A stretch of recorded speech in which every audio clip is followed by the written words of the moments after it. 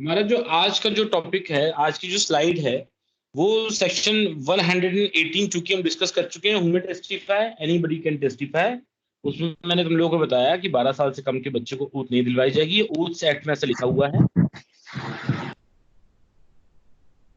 और अपन ने ये भी देखा कि ओथ किन किन के साथ ली जा सकती है। तो अपन ने दो सेक्शंस भी डिस्कस किए, 297 एंड सेक्शन 139 ऑफ सीपीसी, है ना। ये भी हमने डिस्कस किया कि पब्लिक नोटरी के सामने, ओथ कमिश्नर के सामने और जुडिशियल ऑफिसर के सामने ओथ ली जा सकती है। अब इस लेक्चर को आगे बढ़ा रहे हैं हम। ओथ वगैरह ली जा चुकी है। अब कोर्ट में विटनेसेस जो हैं वो उनके स्टेटमेंट रिकॉर्डिंग हो रही है। और चाहे तो वो किसी डॉक्यूमेंट के प्रोडक्शन के लिए हो सकती है, चाहे तो वो किसी व्यक्ति के स्टेटमेंट रिकॉर्ड करने के लिए हो सकती है ना। कोर्ट में जो है, हमने लॉ ऑफ एविडेंस में एविडेंसेस का मतलब समझा है हमने। Oral statement, documentary evidences and material things. तो जब भी कोई व्यक्ति इन डॉक्यूमेंट्स को प्रोड्यूस करेगा तो वो विटनेस होता है, लेकिन डॉक्यूमेंट प्रोडक्शन के लिए होता है वो विटनेस। फिर हमने ये भी देखा कि जो स्टेटमेंट जिनके रिकॉर्ड होने हैं वो स्टेटमेंट रिकॉर्ड करवाते हैं कोर्ट के सामने। और जो मटेरियल थिंग्स पेश करते हैं, कोई चीज, कोई मटेरियल थिंग जो कि लॉ ऑफ एविडेंस के सेक्शन 60 में प्रोवाइजो में लिखा हुआ है कि मटेरियल थिंग भी कोर्ट के सामने प्रोड्यूस की जा सकती है। तो उस मटेरियल थिंग को प्रोड्यूस करने के लिए भी विटनेसेस होते हैं, डिफरेंट डिफरेंट विटनेसेस होते हैं। अब बात यह है कि कोर्ट में विटनेस आ गया, पार्टीज ने जो लिस्ट ऑफ विटनेसेस दी थी उसके हिसाब से विटनेस आ गया, और जिस पर्पज से उस विटनेस को बुलाया गया है उसको उसने उस पर्पज से उसके स्टेटमेंट रिकॉर्डिंग होने लग गई। अब उसके जो स्टेटमेंट्स हैं और वो जो पर्पज है जिसके लिए उसको बुलाया है वो रिलेवेंट होनी चाहिए। या तो वो बोना फंडेशन मतलब फैक्ट इन इशू से रिलेवेंट होने चाहिए, या अनदर रिलेवेंट फैक्ट से रिलेवेंट होने चाहिए। हमने ये बात लास्ट लेक्चर्स में की कि जो लिस्ट ऑफ विटनेसेस हैं वो प्रोसिक्यूशन के साथ, प्रोसिक्यूशन जो है लिस्ट ऑफ विटनेसेस प्रोड्यूस करता है। और वो जो लिस्ट ऑफ विटनेसेस जो प्रोसिक्यूशन जो प्रोड्यूस करता है उसमें सीरियल नंबर रहता है, विटनेस का नाम रहता है, उसका पर्पस रहता है। और प्रोसिक्यूशन अपनी फेयरिस्ट कहते हैं उसको, लिस्ट ऑफ विटनेसेस को पेश करेगा और उसी के अकॉर्डिंग उसके विटनेसेस आएंगे। और सेम जैसे क्रिमिनल मामले में डिफेंस जो होता है, डिफेंस भी ऐसी अपनी तरफ से जो लिस्ट ऑफ विटनेसेस पेश करता है उसमें सीरियल नंबर होता है, विटनेस का नाम होता है और पर्पस होता है। जिस पर्पस से उसको बुलाया गया है उसी पर्पस को मीट आउट करने के लिए उससे क्वेश्चंस पूछे जाएंगे। उससे फर्दर कोई इररिलेवेंट क्वेश्चंस उससे नहीं पूछे जाएंगे। रिलेवेंसी का मतलब है कि statements must be related with the fact in issue, or it may be related with the another relevant facts. कोरोबोरेटिव भी हो सकते हैं, डायरेक्ट एविडेंसेस भी हो सकते हैं, है ना, मटेरियल एविडेंस भी हो सकते हैं और कोरोबोरेटिव एविडेंसेस भी हो सकते हैं। तो इस प्रकार की चीजें उसमें होती है। अब ऐसा मानते हैं अपन सेक्शन 119 में कि जो डंप विटनेस अगर आया है, कोर्ट के सामने डंप विटनेस आया है, तो अपन ने 118 में पढ़ा एनीबडी कैन टेस्टिफाई, किसी भी व्यक्ति को टेस्टिफाई किया जा सकता है। तो जब किसी व्यक्ति को टेस्टिफाई किया जा सकता है तो डंप विटनेस को भी किया जा सकता है। डंप विटनेस कोई इनकेपेबिलिटी नहीं है ना। डंप विटनेस को भी टेस्टिफाई किया जा सकता है। लेकिन डंप विटनेस के बारे में एक बात यहाँ कही गई है कि डंप विटनेस जो है वो चाहे तो अपने एक्शंस के थ्रू कोई चीज कोर्ट को कन्वे कर सकता है, और अगर कोर्ट उसके एक्शंस को नहीं समझ सकता तो किसी इंटरप्रेटर को या ट्रांसलेटर को या कोई स्पेसिफिक स्किल पर्सन को अपॉइंट कर सकता है कि जो साइन लैंग्वेज, जैसे तुम समझते हो साइन लैंग्वेज होती है, साइन लैंग्वेज के थ्रू अगर कोई व्यक्ति कोर्ट को समझाने की कोई कोशिश कर रहा है, कोई स्टेटमेंट देने की कोशिश कर रहा है, तो वो साइन लैंग्वेज है, कोर्ट की अंडरस्टैंडिंग होती नहीं है। तो कभी कभी कोर्ट जो है वो इंस्ट्रक्टर को या इंटरप्रेटर को या कन्वर्टर को या किसी स्पेसिफिक जिस पर्सन को उसकी जानकारी है उस साइन लैंग्वेज की, उसको अपॉइंट कर देता है। और उसके बेसिस पे वो साइन लैंग्वेज को रिकॉर्ड करता है। और जो व्यक्ति साइन लैंग्वेज का जो जो ट्रांसलेट करता है उसको, या जो कन्वर्ट करके कोड को कन्वे करता है कि ये जो डंप विटनेस क्या कह रहा है, उसको भी ओथ पे ये बात डिक्लेयर करनी पड़ती है कि मैं कोई मन से इस साइन लैंग्वेज का इंटरप्रिटेशन नहीं लगा रहा हूँ, ये जो कह रहा है एज इट इज मैं कोड को कन्वे कर रहा हूँ। तो उसकी भी, उसके लिए भी ये जो है उस पर भी ये बात बाइंडिंग है, क्योंकि वो भी ओथ पे ही आया हुआ है वो ट्रांसलेटर। तो वो भी जो कहेगा वो सही इंटरप्रेट करके कोर्ट को बताएगा। अब यहाँ पर देखो मैंने कुछ चीजें रेड कलर से मार्क की हुई हैं। Dumb witness, a witness who is unable to speak may give his evidence in any other manner in which he can make it, है ना, make it intelligible। अब यहाँ पे देखना इंटेलिजिबल का मतलब ये है कि वो उन सभी मैनर्स से, जैसे मैंने कहा साइन लैंग्वेज के थ्रू उसको अंडरस्टेबल बना सकता है, कोड के अंडरस्टैंडिंग के लिए वो किसी भी प्रकार से किसी सर भी मैनर में उसको लिख सकता है। हाँ जी। सर ये कोई मेरे को रिमूव हेलो। कर रहा है सर बार बार मीटिंग से। हेलो अच्छा, तो क्या क्या, हाँ जी सर, मैं सुरेंद्र यार, बोल रहा हूँ सर, ये कोई मीटिंग से बार बार रिमूव रिमूव कर रहा है। मीटिंग से रिमूव कर रहे हैं कौन भैया, कौन ऐसा कर रहा है यार, किसको इतना मजा आ रहा है इस वक्त?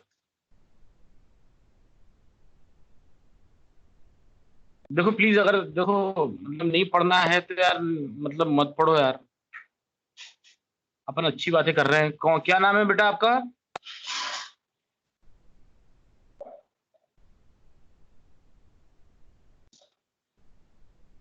हेलो, सुन पा रहे हैं मुझे? सब लोग सुन पा रहे हैं? Yes, sir. Yes, yes, sir. Yes sir. हाँ, सुनना बात को यार। तो dumb witness, section 119 dumb witness की बात कहता है, डम्प विटनेस किसी भी मैनर में कोर्ट को कोई भी अपने जो स्टेटमेंट है वो कन्वे कर सकता है, किसी भी मैनर में, साइन लैंग्वेज के थ्रू भी कर सकता है वो, और वो किसी भी मैनर को यूज कर सकता है। तो किसी भी मैनर को यूज करने का मतलब ये है कि वो अपने साथ में इंटरप्रेटर ला सकता है, अपने साथ में ही किसी स्किल्ड पर्सन को साथ में ला सकता है जो साइन लैंग्वेज को जानता हो। अगर कोर्ट उसको परमिशन दे देगा तो उस व्यक्ति को जो मीडिएटर के रूप में कोर्ट परमिशन देता है कि डम्प विटनेस से जो भी कुछ कहेगा आप उसको कन्वर्ट करके हमको बताएंगे, और कोर्ट उसको रिकॉर्डिंग करेगा, लेकिन जो आप बताएंगे आपको ओथ लेनी पड़ेगी कि आप सही बताएंगे। तो वो जो जो मीडिएटर आता है वो भी ओथ पर आता है। यहाँ पर एक बात समझने वाली बात है कि जो अगर कोई डम्प विटनेस अपने स्टेटमेंट को क्लेरिफाई करने के लिए अगर राइटिंग में कोर्ट को लिख के देना चाहता है, अगर मान लो ऐसा हो कभी हो कोई डम्प विटनेस आ जाए और कोई डम्प विटनेस के साथ में कोई भी जो है वो ट्रांसलेटर या मीडिएटर नहीं मिल पाए, तो वो डम्प विटनेस अपने स्टेटमेंट को लिख के भी दे सकता है। अब जब वो लिख के देता है कोर्ट को, तो कोर्ट उसको पढ़ता है, उसके स्टेटमेंट को पढ़ता है, और पढ़ने के बाद में उसकी जो लिखी हुई जो स्टेटमेंट है उसको अपनी जो रिकॉर्ड है उसमें रिकॉर्डिंग शुरू कर देता है उसकी। इसका मतलब यहाँ पे है कि उसने मीडिएटर किसको बनाया, मैनर क्या यूज किया, उस डम्प विटनेस ने अपने स्टेटमेंट को कोर्ट को कन्वे करने के लिए लिख के दिया। अब यहाँ पर वो ये मैनर हो गया, लेकिन वो जो लिख के दिया है वो उसके ओरल स्टेटमेंट ही माने जाएंगे, उनको डॉक्यूमेंट्री स्टेटमेंट कंसीडर नहीं किया जाएगा। उसका कारण है क्योंकि उस विटनेस का जो पर्पस लिखा होगा, जिस पर्पस के लिए उस विटनेस को बुलाया गया है, वो पर्पस है स्टेटमेंट रिकॉर्डिंग, डॉक्यूमेंट प्रोडक्शन नहीं है, ना मटेरियल थिंग्स का प्रोडक्शन। उसको बुलाया इसलिए गया है कि वो उसके स्टेटमेंट रिकॉर्ड होंगे, लेकिन वो स्टेटमेंट रिकॉर्ड कैसे करवाएगा? मान लो कोर्ट को कोई मीडिएटर नहीं मिल रहा है, इंटरप्रेटर नहीं मिल रहा है, या इंटरप्रेटर मिल भी गया है तो वो जो कहना चाहता है उसको एज इट इज इंटरप्रेटर जो है वो उसको ट्रांसलेट करके नहीं दे पा रहा है कोर्ट को, तो उनकी कंडीशन में वो डम्प विटनेस जो है वो अपने ओरल स्टेटमेंट की जगह डॉक्यूमेंट जो है वो कोर्ट को लिख के दे सकता है, अपना जो स्टेटमेंट है वो लिख के दे सकता है। लेकिन इस प्रकार का जो स्टेटमेंट है उसको डॉक्यूमेंट्री एविडेंस नहीं माना जाएगा, उसको ओरल एविडेंस ही माना जाएगा। इसका मतलब कोर्ट उस डॉक्यूमेंट को फाइल में नहीं लगाएगा, कोर्ट उस डॉक्यूमेंट पे लिखे हुए स्टेटमेंट को अपने रिकॉर्ड पे लेगा। और रिकॉर्ड पे लेने का मतलब ये होता है, जैसे तुम जानते हो कोर्ट में टाइपिस्ट होते हैं, अब तो लैपटॉप आ गए हैं, तो वो टाइप करते हैं, जो स्टेटमेंट्स देते हैं उनको टाइप किया जाता है ना, उन्हीं की लैंग्वेज में, जो विटनेस जो कह रहा है उसी की लैंग्वेज में उसको टाइप किया जाता है। अब तो क्या किया जाएगा, उसने कुछ बात लिख के दी है तो वो कोर्ट अपने अपने रिकॉर्ड में उसको राइट डाउन करेगा और वो रिटन डॉक्यूमेंट उस विटनेस को वापस लौटा देगा, क्योंकि वो डॉक्यूमेंट्री एविडेंस नहीं है, वो ओरल स्टेटमेंट माना जाएगा। इसमें यही बात लिखी हुई है। देखना फिर से पढ़ते हुए इसको, dumb witness, a witness who is unable to speak may give his evidence in any other manner in which he can make it intelligible, as by writing or by signs, but such writing must be written and the signs made in open court. Evidence so given shall be deemed to be oral evidence, वो जो लिख के दिए गए हैं उनको भी oral evidence ही माना जाएगा। सेक्शन 119 डम विटनेस के बारे में बात कहता है।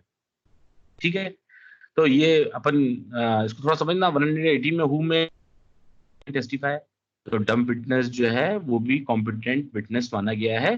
लेकिन चूंकि वो डम्प है तो वो अगर कोई स्टेटमेंट लिख के भी देता है तो भी उसको ओरल स्टेटमेंट माना जाएगा, क्योंकि कोर्ट उसके लिखे हुए को अपनी फाइल में सेपरेटली उसको रिकॉर्ड करता है, इसलिए।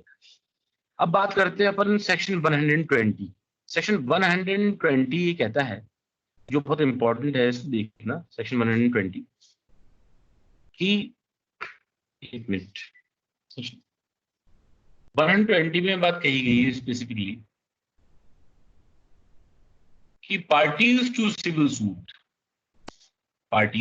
Civil suits and their wifes और husband or wife of person under criminal trial or all civil proceedings, the parties to the suit and the husband of wife of any party of the suit shall be competent witness in criminal proceedings against any person, the husband or by wife of such person respectively shall be competent witness। यहाँ पे ऐसा कहा गया है कि husband और wife जो है वो कॉम्पिटेंट विटनेस माने जाएंगे। तो ये कौन सी बड़ी बात है? तो है यही है सर। एक्चुअली लॉ में, इंडियन लॉज में खासतौर पे, जो कुछ लॉज ऐसे हैं जिसमें जो वाइफ जो हैं उनको हस्बैंड का ही एजेंट माना जाता है। और अगर आप हस्बैंड को बुला चुके हो, मतलब आप मास्टर को बुला चुके हो, तो उसके स्टेटमेंट थ्रू एजेंट करवाने का कोई पर्पस नहीं है। कुछ इंडियन लॉज में ये बात लिखी हुई है। आईपीसी में भी एक बात लिखी हुई है कि अगर वाइफ अपने हस्बैंड को अगर शेल्टर करती है तो वो हार्बरिंग मतलब ऑफेंस नहीं माना जाएगा।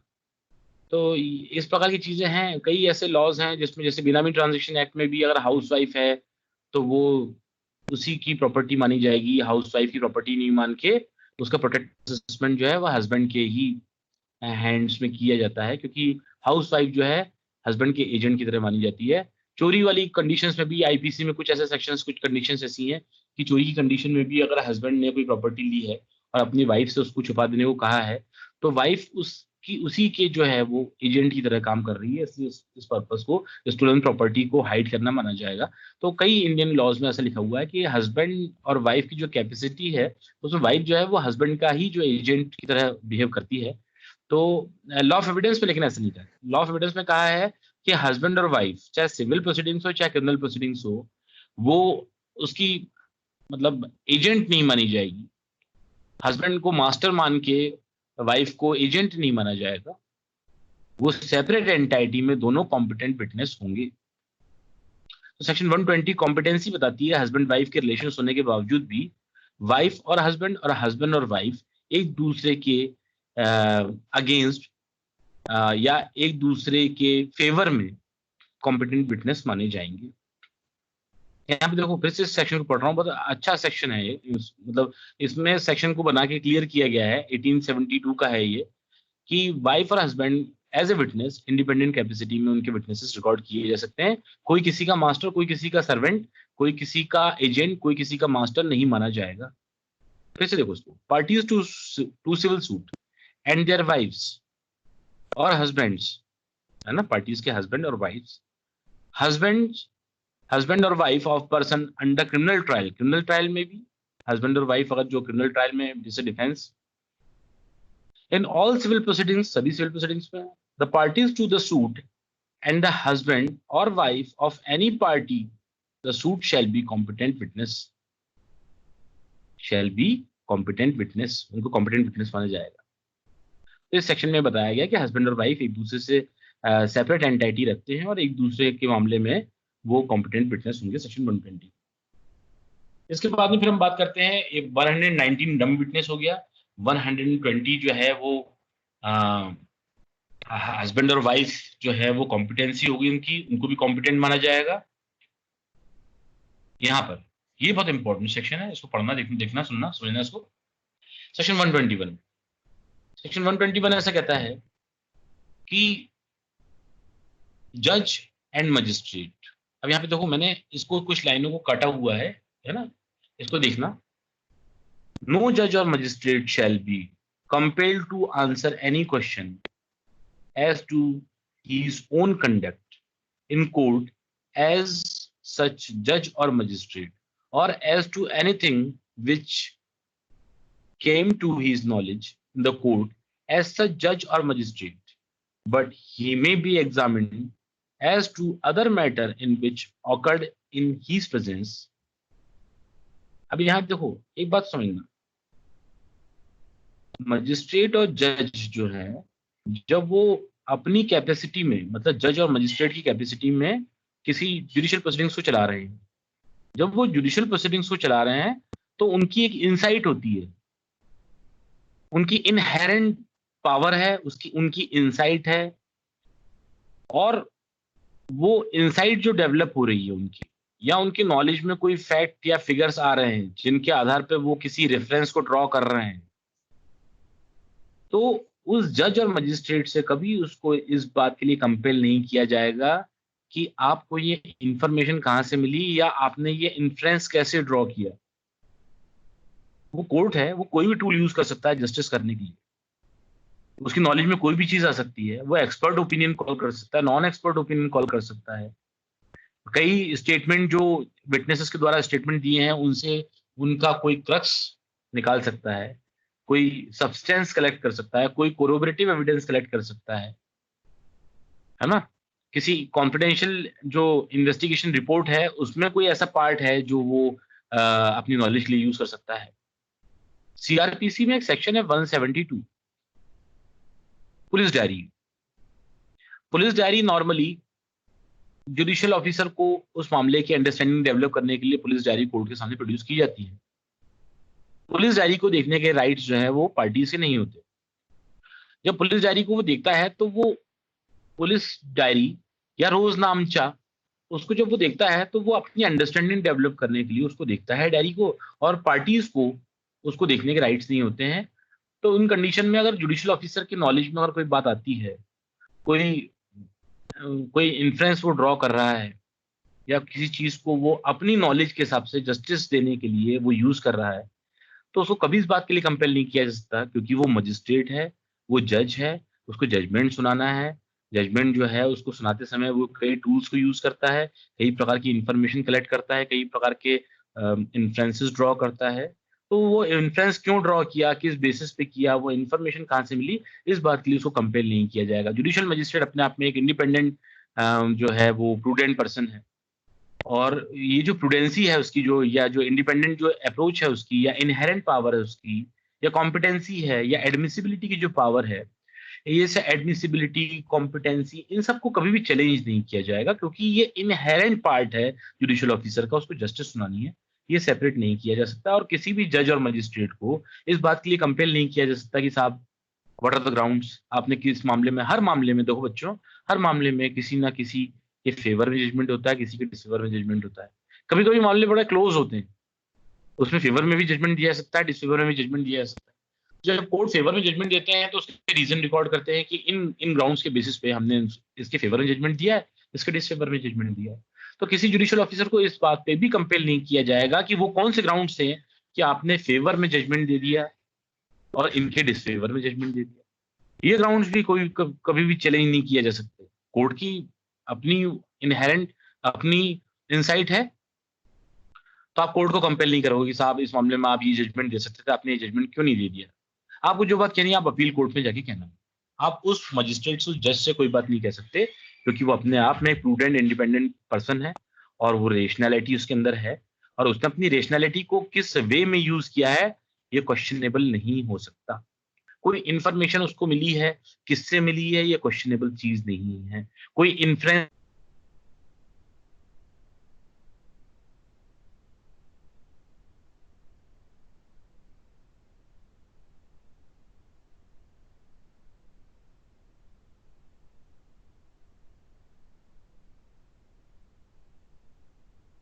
सर आपकी आवाज नहीं आ रही है। हाँ सर, आवाज नहीं आ रही।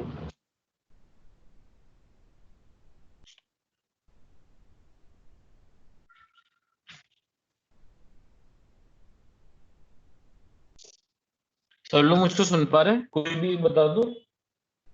यस हाँ सर। सर अब आ रही है। Yes sir. हाँ, वो बीच में नेटवर्क का कुछ इशू हो गया था, है ना? देखना सुनना बात को बच्चों। अब ये जो मैंने तुम लोगों को बताई कि मजिस्ट्रेट और जज को इस बात के लिए कंपेल नहीं किया सकता, लेकिन अगर जज और मजिस्ट्रेट के सामने कोई मैटर हो गया है या वो आई विटनेस बन गए हैं, तो फिर उनको कंपेल किया जा सकता है। मान लो एक मजिस्ट्रेट अपने कोर्ट में एक केस चला रहा है, तो जो केस वो चला रहा है उस केस को डील करने की उसकी पावर है, वो एडजुडिकेशन को परफॉर्म कर रहा है, एडजुडिकेशन की प्रोसीडिंग्स को परफॉर्म कर रहा है। ये क्वेश्चन नहीं किया जा सकता कि क्या रिलेवेंसी है, क्या रिलेवेंसी नहीं है, क्या एडमिसिबिलिटी है, क्या एडमिसिबिलिटी नहीं है। ये क्वेश्चनेबल नहीं होती, कभी भी क्वेश्चनेबल नहीं होती है कि क्या आपने क्यों उसको रिलेवेंट मान लिया, क्यों रिलेवेंट मान लिया, क्यों आपने इसको एडमिट कर लिया, क्यों आपने कोई इन्फ्लुएंस ड्रॉ किया, क्यों कोई जजमेंट फेवर में डिसफेवर में दिया। इस बात के लिए आप कंपेल नहीं कर सकते। लेकिन जब वो मजिस्ट्रेट अपनी इंडिपेंडेंट कैपेसिटी में, जब वो जज और मजिस्ट्रेट की कैपेसिटी में नहीं है या जज या मजिस्ट्रेट की उस कैपेसिटी में बैठा है, इसी बीच में उसने उस केस के अलावा जो वो जिसका वो एडजुडिकेशन कर रहा है उस केस के अलावा उसके सामने कोई दूसरा कोई इवेंट हो जाता है, तो फिर उसके लिए उसको कंपेल किया जा सकता है। तो उसको एक एग्जांपल से समझते। मान लो राम वर्सेस श्याम एक मामला चल रहा है, राम वर्सेस श्याम का। कोर्ट उसमें जुडिशियल प्रोसीडिंग्स को परफॉर्म कर रहा है और जुडिशियल प्रोसीडिंग परफॉर्म करते करते उस मामले में उस जुडिशियल ऑफिसर से क्वेश्चन नहीं किया जा सकता कि राम वर्सेस श्याम के मामले में आप क्या इन्फ्लुएंस ड्रॉ करते हो, क्या एविडेंसेस लेते हो, कैसे इन्फॉर्मेशन मिलती है आपको। ये आप कंपेल नहीं कर सकते क्योंकि उस वक्त वो एडजुडिकेशन का काम कर रहा है। उस मामले में राम वर्सेस श्याम के मामले में उसको जजमेंट सुनाना है।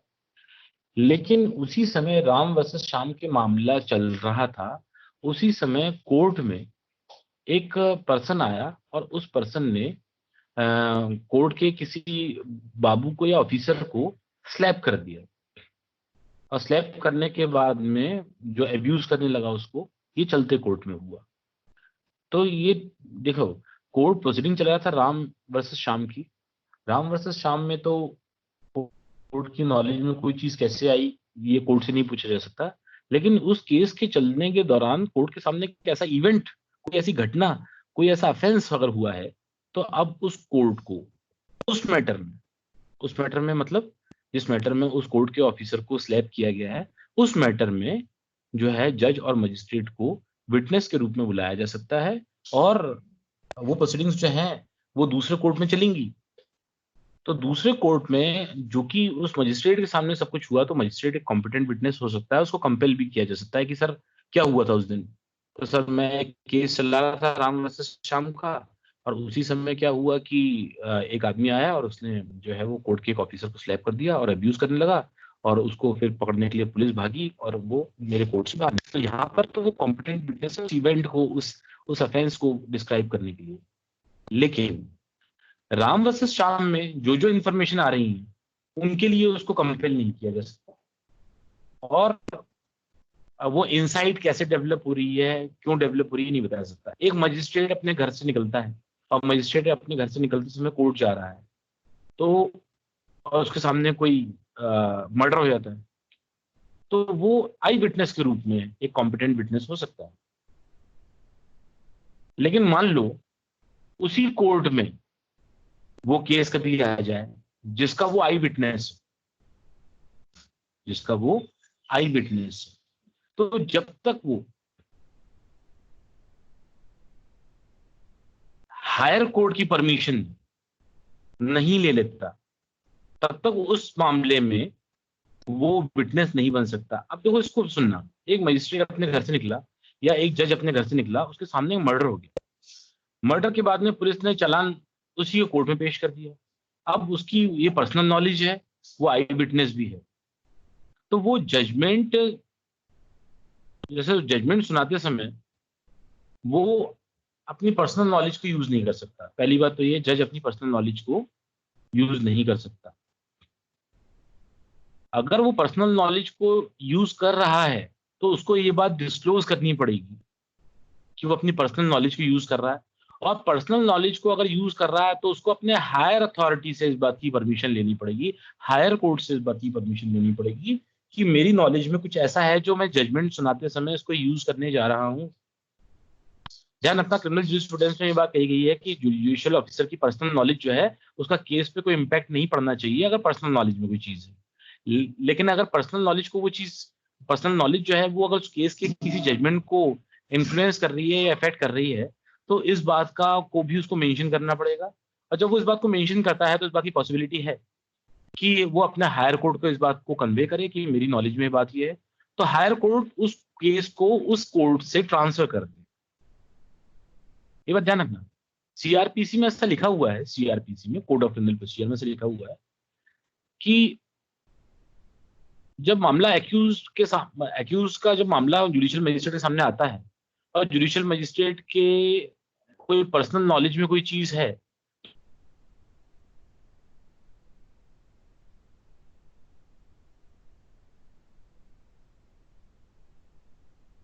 कुछ है, ये इस केस को किसी ना किसी प्रकार से इन्फ्लुएंस करे या कुछ हद तक मतलब उस मामले में कोई स्पेसिफिक पर्सन के अगेंस्ट डिसीजन हो जाए, तो इसमें बायसनेस नहीं रहने की पॉसिबिलिटी होती है।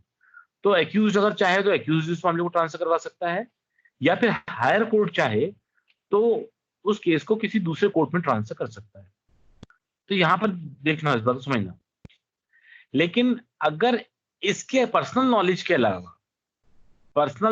के अलावा कोर्ट के पास में कोई इंफॉर्मेशन कोर्ट को मिलती है विश्वसनीय सूत्रों से, पुलिस से, है ना, इन्वेस्टिगेशन रिपोर्ट से, एक्सपर्ट से, नॉन एक्सपर्ट से, तो उस मजिस्ट्रेट को उस मामले में कंपेल नहीं किया जाएगा, ना ही उसको डिस्क्लोज करने की किसी प्रकार की कोई लाइबिलिटी है। इसका मतलब यहाँ पे देखो 2-3 बातें आ रही हैं। देखना, जज अपनी पर्सनल नॉलेज को यूज नहीं कर सकता। अगर वो अपनी पर्सनल नॉलेज को यूज करना चाहता है तो उसको अपने हायर अथॉरिटीज को ये बात डिस्क्लोज करनी पड़ेगी। हायर अथॉरिटी अगर चाहे तो उस केस को ट्रांसफर कर सकती है, पहली बात। दूसरी बात ये तो तब जबकि उसकी पर्सनल नॉलेज में कोई चीज आ गई हो। लेकिन अगर उस केस का जो एडजुडिकेशन कर रहा है, अगर उसके पास में कोई नॉलेज किसी दूसरे सोर्स से आई है जो उसकी खुद की नॉलेज नहीं, जो उसकी खुद की इंफॉर्मेशन नहीं, तो फिर उसको कंपेल नहीं किया जा सकता। वो ना तो सीनियर अथॉरिटी को बताएगा, ना किसी को बताएगा, वो जजमेंट सुनाएगा। तो सेक्शन 120 जो सेक्शन 121 है वो कहता है, जज और मजिस्ट्रेट, नो जज और magistrate shall compelled to answer any question as to his own conduct in the court as such judge or magistrate, or as to anything which came to his knowledge in court as such judge or magistrate, but he may be examined as to another matters which occurred in his presence whilst he was so acting। इसका मतलब है अगर magistrate Ram versus Shyam का case चला रहा था, वहां पर बाबू के साथ में कोई बदतमीजी हो गई, तो वो राम वर्सेस श्याम के मामले में तो उसके प्रिविलेजेस हैं, उसको कंपेल नहीं किया जाता। लेकिन राम वर्सेस श्याम को चलाते समय जो ये घटना घटित हुई उसका तो वो आई विटनेस चश्मदीद गवाह है, तो उसको उसके लिए कंपेल किया जा सकता है कि साहब मेरे कोर्ट में एक स्लैप किया गया और बाबू को चोट पहुंचाएगी। लेकिन राम वर्सेस श्याम में इंफॉर्मेशन कहाँ से मिलती है, क्या मिलती है, इसके लिए उसको कंपेल नहीं किया जाएगा। ये प्रिविलेज कन्वर्सेशन है। अब देखो यहाँ पर मैं तुम लोगों को बताना चाहता हूँ, सेक्शन 121 से लेकर सेक्शन 129 तक, सेक्शन 121 से लेकर सेक्शन 129 तक जो है वो प्रिविलेज कन्वर्सेशंस, और सेक्शन 130, 131, 132, ये जो 3 सेक्शंस हैं, ये ऐसे डॉक्यूमेंट्स के बारे में बताता है जिनको प्रोड्यूस करने के लिए किसी व्यक्ति को कंपेल नहीं किया जा सकता। इसका मतलब 121 से 129 तक प्रिविलेज कन्वर्सेशंस है, प्रिविलेज इंफॉर्मेशन है, इनको डिस्क्लोज करने के लिए किसी पर्सन को कंपेल नहीं किया जाएगा। और सेक्शन 130 और 131 खासतौर पे 2 सेक्शन डॉक्यूमेंट प्रोडक्शन के लिए कंपेल नहीं किया जाएगा। ठीक है, तो अपन ने सेक्शन 121 से 129 लिखा, वो जज और मजिस्ट्रेट की वो जो पर्सनल उसका जो कंडक्ट है जो जज और मजिस्ट्रेट के रूप में है, तो उसको इन्फॉर्मेशन कहां से मिली, ये कंपेल नहीं किया जाएगा, उस जज और मजिस्ट्रेट को कंपेल नहीं किया जाएगा। लेकिन अगर वो आई विटनेस है तो उसको कंपेल किया जा सकता है, वो भले ही जज हो तो भी। 122 में कम्युनिकेशन ड्यूरिंग मैरिज, ये सेक्शन 122। अब यहाँ पे देखो 122 में एक बात लिखी हुई है कि अगर कोई पर्सन मतलब हस्बैंड और वाइफ उनके बीच की जो कन्वर्सेशंस हैं वो कन्वर्सेशंस क्या हैं, ये इसके लिए किसी व्यक्ति को कंपेल नहीं किया जाएगा। हमने एक सेक्शन पढ़ा 120 में वो कॉम्पिटेंट विटनेस हो सकते हैं, एक दूसरे के अगेंस्ट भी कॉम्पिटेंट विटनेस हो सकते हैं, एक दूसरे के फेवर में भी कॉम्पिटेंट विटनेस हो सकते हैं, सिविल प्रोसीडिंग में भी कॉम्पिटेंट विटनेस हो सकते हैं, क्रिमिनल प्रोसीडिंग में भी कॉम्पिटेंट विटनेस हो सकते हैं। तो वो तो कॉम्पिटेंसी के बारे में सेक्शन 120। लेकिन सेक्शन 122 प्रिविलेज है, प्रिविलेज इंफॉर्मेशन है कि अगर हस्बैंड वाइफ के बीच में किसी तरह का कोई कन्वर्सेशन होता है तो हस्बैंड वाइफ को कंपेल नहीं किया जाएगा। यहाँ पर देखना, कंपेल वर्ड यूज किया गया है, इसका मतलब है अगर कोई व्यक्ति अपने राइट्स को सरेंडर करना चाहता है तो वो सुओ मोटो वो अपने स्टेटमेंट रिकॉर्ड करवा सकता है, लेकिन आप जबरदस्ती नहीं कर सकते उससे। कंपेल करने का मतलब ये होता है किसी पर्सन को, स्पेसिफिकली किसी पर्सन को कंपेल करना, उससे जबरदस्ती उससे स्टेटमेंट करवाना, है ना। तो वहां पर आप किसी व्यक्ति से जबरदस्ती नहीं करवा सकते, स्टेटमेंट नहीं दिलवा सकते। अगर वो चाहता खुद स्टेटमेंट देना तो स्टेटमेंट दे सकता है। इसका मतलब ये हो गया कि यहाँ पर विटनेसेस के राइट्स दिए हुए हैं कि अगर विटनेस चाहे तो वो स्टेटमेंट में प्रिविलेज कन्वर्सेशंस हैं उसको डिस्क्लोज करने के लिए उसको कंपेल नहीं किया जाएगा।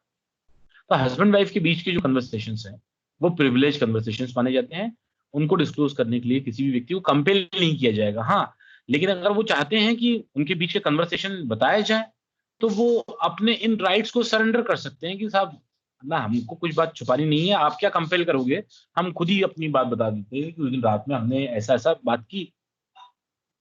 तो अपने राइट सरेंडर कर सकते हैं, पर आप हस्बैंड वाइफ के बीच जो कन्वर्सेशन है उनके लिए उसको कंपेल नहीं कर सकते। इस सेक्शन को हम पढ़ते हैं। Communication during marriage. No person who is or has been married shall be compelled to disclose any communication made to him during marriage by any other person to whom he is or has been married, nor shall he be permitted to disclose any such communication unless the person who made it or his representative in interest consent. यहाँ पे देखो, यहाँ लिख दिया green colour से लिखा हुआ है, इसमें लिखा हुआ है अनलेस। वो पर्सन अगर चाहे या उसका रिप्रेजेंटेटिव अगर चाहे या हस्बैंड वाइफ जो मैरिड है, जो कपल है, वो चाहे तो अपने राइट्स को सरेंडर कर सकता है और कह सकता है कि ठीक है साहब, मतलब इसमें हम ये इन्फॉर्मेशन को डिस्क्लोज करना चाहते हैं। और अगर वो अपने राइट्स को सरेंडर करना चाहते हैं तो कोर्ट उन स्टेटमेंट को रिकॉर्ड करेगा, लेकिन अगर वो नहीं चाहते हैं तो कोर्ट उनको कंपेल नहीं कर सकता। यहाँ पे लिखा हुआ है एक्सेप्ट, रेड कलर से लिखना, except in suit between married person और proceeding in which one married person is prosecuted for any crime committed against the other. यहाँ पे देखो, जो क्रिमिनल प्रोसीडिंग्स है उसमें तो ऐसा नहीं होता है। अगर क्रूएलिटी का मामला चला, वाइफ के साथ में क्रूएलिटी हो रही है और वाइफ जो है वो अपने, क्योंकि क्रूएलिटी जो है मामला स्टेट गवर्नमेंट के अगेंस्ट क्राइम माना जाता है और इसमें विक्टिम जो है वो वाइफ मानी जाती है, वाइफ की कैपेसिटी है विक्टिम की है। लेकिन ये क्रिमिनल ट्रायल है, स्टेट के अगेंस्ट चलाया जाता है, मतलब स्टेट चलाता है उस पर्सन के अगेंस्ट। तो यहाँ पर वाइफ जो है विक्टिम है। अब अगर हम विक्टिम के स्टेटमेंट रिकॉर्ड करते हैं तो यहाँ पर तो वो प्रिविलेज कन्वर्सेशन नहीं है। मतलब हस्बैंड क्रूएलिटी के मामले में ये नहीं कह सकता कि साहब मैंने अपनी वाइफ को अलाउ नहीं किया है और according to section 122 she is not supposed to give such kind of a statement and you cannot compel her to give the answer of any question. Criminal proceedings में ऐसा नहीं होगा। क्रिमिनल प्रोसीडिंग में wife husband के against statement record करवा सकती है, उसमें हस्बैंड ये क्लेम नहीं कर सकता कि ये प्रिविलेज कन्वर्सेशन है, वाइफ जब तक मैं नहीं कहूं तब तक वाइफ ऐसा स्टेटमेंट नहीं दे सकती। क्रिमिनल मामले में ऐसा नहीं होता।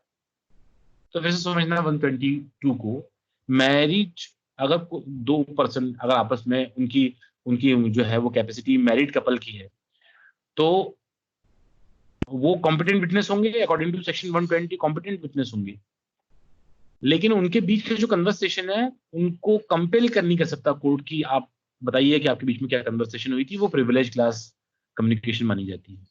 लेकिन अगर उनमें से कोई भी एक अपने इन राइट्स को सरेंडर कर देता है तो दूसरे व्यक्ति के स्टेटमेंट रिकॉर्ड करवाए जा सकते हैं। लेकिन राइट सरेंडर करने का मतलब ये है कि अगर वो इस बात पे एग्री हो गए हैं कि ऐसा स्टेटमेंट दे सकते हैं तो ऐसा स्टेटमेंट दिया जा सकता है। लेकिन एग्री हो गए का मतलब ये हुआ कि उन्होंने अपने प्रिविलेज कन्वर्सेशन के राइट्स को सरेंडर कर दिया है। लेकिन क्रिमिनल मामले में हस्बैंड वाइफ जो मैरिड रहे हैं और मामला क्रुएलिटी का है तो हस्बैंड ऐसा नहीं कर सकता कि वाइफ जो है ऐसे स्टेटमेंट रिकॉर्ड नहीं करवा सकती, क्योंकि ये प्रिविलेज कन्वर्सेशन और कोर्ट भी कंपेल नहीं कर सकता। कोर्ट ऐसे स्टेटमेंट सीआरपीसी के सेक्शन 164 सब क्लॉज 5A में ऐसे स्टेटमेंट रिकॉर्ड नहीं कर सकता, ऐसा नहीं कहा जा सकता। यहाँ एक और बात मैं तुम लोगों को बता देता हूँ। हस्बैंड वाइफ के मामले में अगर मान लो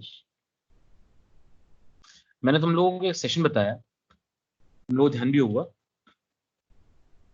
कि मामलों में जो है वो एडमिशन, इससे अपन एडमिशन को समझेंगे, किन मामलों में एडमिशन रिलेवेंट होगी। सेक्शन 23। सेक्शन 23 में मैंने तुमको बताया कि admission in civil cases when relevant. In civil cases no admission is relevant if it is made either upon an express condition that evidence of it is not to be given or under circumstances from which the court can infer that the parties agree together that evidence of it should not be given। Section 23 तुम लोग उसको पढ़ना। Section 23 इसमें ऐसा लिखा हुआ है कि अगर दो लोग इस बात पर सहमत हो गए हैं कि इस बात का एविडेंस नहीं दिया जाएगा या कोर्ट को उस मामले की सर्कमस्टेंसेस देख के ऐसा लगता है कि इस प्रकार का स्टेटमेंट हम नहीं ले सकते, तो इस प्रकार का एडमिशन को सिविल केसेस में रिकॉर्ड नहीं किया जाएगा। सेक्शन 23। ये तो एक बात एविडेंस की है, ये बात तो एडमिशन की है, लेकिन इसी के थ्रू हम समझते हैं सेक्शन 122। सेक्शन 122 में अगर हस्बैंड और वाइफ किसी सिविल सूट में, मान लो सिविल सूट में हस्बैंड के अगेंस्ट उसकी वाइफ को विटनेस बनाया जाता है और वाइफ अपने हस्बैंड के अगेंस्ट विटनेस के रूप में आई है, तो विटनेस के रूप में तो वो आ सकती है। सेक्शन 120 में ऐसा कहा गया है कि विटनेस के रूप में वो आ सकती है, लेकिन उसको अपने हस्बैंड के अगेंस्ट स्टेटमेंट देने के लिए कंपेल नहीं किया जाएगा, क्योंकि वो प्रिविलेज कन्वर्सेशन है। लेकिन अगर हस्बैंड अगर अपनी वाइफ से कहे कि मैं चाहता हूं कि आप उस स्टेटमेंट के बारे में कोर्ट को बताएं जो उस दिन हमारे बीच में हुआ था, क्योंकि वो उससे मैं छूट सकता हूं, उससे मेरी लाइबिलिटी जो है वो कम हो सकती है, तो यहाँ पे हस्बैंड ने अपनी वाइफ को चूंकि अलाउ कर दिया है ऐसे स्टेटमेंट रिकॉर्ड करने के लिए, तो यहाँ पे वाइफ के स्टेटमेंट रिकॉर्ड किए जाएंगे, क्योंकि हस्बैंड ने इस प्रिविलेज कन्वर्सेशन के अपने राइट को सरेंडर कर दिया है। अब वाइफ जो है अब वो प्रिविलेज कन्वर्सेशन को छुपाएगी नहीं, क्योंकि हस्बैंड ने उसको अलाउ कर दिया है। अब वो कन्वर्सेशन प्रिविलेज कन्वर्सेशन नहीं ले गया, अब सेक्शन 120 में वो अपने हस्बैंड के फेवर में वो जो है वो एविडेंस दे सकते हैं। ये अलग बात है कि वो हॉस्टाइल विटनेस का कॉन्सेप्ट अलग है, वो अपन बाद में पढ़ेंगे उसको समझना। लेकिन हाँ, वाइफ जो है वो हस्बैंड की कंसेंट दे देने पर उस प्रिविलेज कन्वर्सेशन को अब बोलेगी, बताएगी कि उस दिन 23 मई की रात में हम दोनों ने बातचीत की कि ऐसा ऐसा हुआ था। यहाँ पे हस्बैंड अपने राइट्स को सरेंडर किया, तभी प्रिविलेज कन्वर्सेशन थे, सरेंडर कर दिया। लेकिन क्रिमिनल मामले में ऐसा नहीं है। इसमें दूसरा बट जो लगा हुआ है, ये दूसरा बट जो लिखा हुआ है एक्सेप्ट, रेड कलर से लिखा हुआ है, इसमें ऐसा लिखा हुआ है कि क्रिमिनल प्रोसीडिंग्स में अगर हस्बैंड वाइफ के साथ में क्रुएलिटी करता है और वाइफ को हस्बैंड के अगेंस्ट, जैसे वो मामला तो पब्लिक प्रोसिक्यूटर चलाएगा, अगर वाइफ के स्टेटमेंट रिकॉर्ड किए जाए कि साहब ये क्रुएलिटी करते थे, ये विक्टिम है, विक्टिम के स्टेटमेंट रिकॉर्ड करते हैं सेक्शन 164 सब क्लॉज 5A में, तो वहां पे अगर वाइफ उसके अगेंस्ट स्टेटमेंट दे रही है तो अब यहाँ पे हस्बैंड की कंसेंट की जरूरत नहीं है उसको, क्योंकि वो तो विक्टिम की कैपेसिटी में, वहां पे प्रिविलेज कन्वर्सेशन यूज नहीं होंगे। तो ये था सेक्शन 122, जिसमें कहा गया है कि सेक्शन अकॉर्डिंग टू सेक्शन 120 ये प्रिविलेज, मतलब अकॉर्डिंग टू सेक्शन 120 सिविल मामले में हस्बैंड और वाइफ एक दूसरे के फेवर में या डिसफेवर में कॉम्पिटेंट विटनेस हो सकते हैं। सिविल और क्रिमिनल प्रोसीडिंग्स दोनों में। लेकिन सेक्शन 122 कहता है कि अगर वो मैरिड है और मैरिड कपल के बीच में कोई कन्वर्सेशन हुआ है तो कोर्ट या पार्टी उसको कंपेल नहीं कर सकती। लेकिन अगर किसी उनमें से किसी एक व्यक्ति ने अपने राइट्स को सरेंडर करके कहा है कि प्लीज इस क्वेश्चन का आंसर दीजिए, इट मींस कि अब वो कन्वर्सेशन प्रिविलेज कन्वर्सेशन नहीं रह गई। और प्रिविलेज कन्वर्सेशन चूंकि नहीं रह गई तो यहाँ पर वो अब वो विटनेस जो है वो सब जो कहेगा, सच के सिवा कुछ नहीं कहेगा, और सच के साथ में वो कन्वर्सेशन भी बोलेगा जो प्रिविलेज थी, क्योंकि यहाँ पे हस्बैंड ने ऐसा अलाउ कर दिया उसको। लेकिन ये सिविल मामलों में। क्रिमिनल मामलों में अगर एक दूसरे के अगेंस्ट खड़े हुए हैं हस्बैंड वाइफ, तो वाइफ हस्बैंड के अगेंस्ट जो कॉम्पिटेंट विटनेस होगी और उसको हस्बैंड की कंसेंट की जरूरत नहीं होगी, और ये प्रिविलेज क्लास कन्वर्सेशन या कम्युनिकेशन नहीं माना जाए। जैसे एडल्ट्री, पहले एडल्ट्री में भी ऐसे केसेस आते थे, अब तो एडल्ट्री जो है कंसेंट बेस्ड कर दी है। एडल्ट्री में हस्बैंड को विक्टिम समझा जाता था, और हस्बैंड, उसकी वाइफ जो थी वो किसी अदर मेल के साथ में अगर उसके रिलेशंस थे तो इसमें हस्बैंड जो था विक्टिम माना जाता था, और ये स्टेट गवर्नमेंट केस लड़ती थी किसके अगेंस्ट, उस दूसरे वाले आदमी के अगेंस्ट। इसमें विक्टिम कौन था, इसमें हस्बैंड विक्टिम होता है। लेडी का पहले की बात बता रहा हूं मैं, अब तो खैर लॉ बदल गया है, अब तो कंसेंट बेस्ड हो गया हो, तो उसमें भी ऐसी था। जो प्रिविलेज क्लास थी उसमें वो डिस्क्लोज करने के लिए अब वो मतलब एक दूसरे के अगेंस्ट खड़े हुए हैं, तो कोई प्रिविलेज कन्वर्सेशन उसमें भी नहीं मानी जाती थी। उसमें भी जो है वो हस्बैंड अपनी वाइफ की जितने भी स्टेटमेंट्स थे वो सब बता सकता था, वाइफ की कंसेंट की उसको जरूरत नहीं थी। तो इस सेक्शन को पढ़ना, इस सेक्शन को हम और डिटेल में डिस्कस करेंगे, लेकिन मैं सब मानता हूं कि अपन ने सेक्शन 118 पढ़ा, competency of witness, anybody can testify, अगर वो आंसर दे सकता है तो। ओथ अलग बात है, ओथ केवल उन्हीं को दिलवाई जाएगी जो ओथ की ग्रेविटी को समझते हैं। 119 में हमने पढ़ा अगर डम्प विटनेस आता है और डम्प विटनेस अगर लिख के देता है तो उसके स्टेटमेंट को स्टेटमेंट ही माना जाएगा, वो डॉक्यूमेंट्री एविडेंस नहीं माने जाएंगे। फिर हमने सेक्शन 120 देखा, है ना, 120 देखा। अपने 120 में कहा हस्बैंड और वाइफ एक दूसरे के अगेंस्ट, एक दूसरे के फेवर में कॉम्पिटेंट विटनेस होंगे। सेक्शन 121 में हमने देखा कि अगर मजिस्ट्रेट और जज अपनी कैपेसिटी में कोई मामला चला रहा है तो उससे कभी भी कंपेल नहीं किया जा सकता कि ये इनसाइट कैसे डेवलप हुई है, इन्फॉर्मेशन आपको कैसे मिली। लेकिन अदर मामले में, अदर केस में वो आई विटनेस हो सकता है, उसको कंपेल किया जा सकता है। 122 में ये सेक्शन 121 जो था ये प्रिविलेज क्लास कन्वर्सेशन का फर्स्ट एग्जाम्पल था। 122 जो है वो हस्बैंड और वाइफ के बीच में, अगर मैरिड कपल है उनके बीच के कन्वर्सेशन को डिस्क्लोज नहीं करवाया जाएगा, ये भी प्रिविलेज कन्वर्सेशंस है। लेकिन एक्सेप्शंस उसके दिए गए हैं कि अगर वो अपना राइट सरेंडर कर देते हैं तो उनको कंपेल किया जा सकता है, राइट सरेंडर हो चुके हैं तो कंपेल भी किया जा सकता है। और क्रिमिनल मामलों में ये जो है वो थ्योरी फिट नहीं होती है। इसमें हमने इसका एक एग्जांपल लिया सेक्शन 23 के थ्रू। 23 जो है बेसिकली एडमिशन के लिए है वैसे तो वो, लेकिन हम इसकी अंडरस्टैंडिंग डेवलप करने के लिए सेक्शन 23 को समझ सकते हैं प्रिविलेज क्लास कम्युनिकेशन के लिए। ठीक है, चलो आज के लेक्चर को हम यहीं बंद करते हैं, और मुझे सभी लोग जो है वो अपनी प्रेजेंस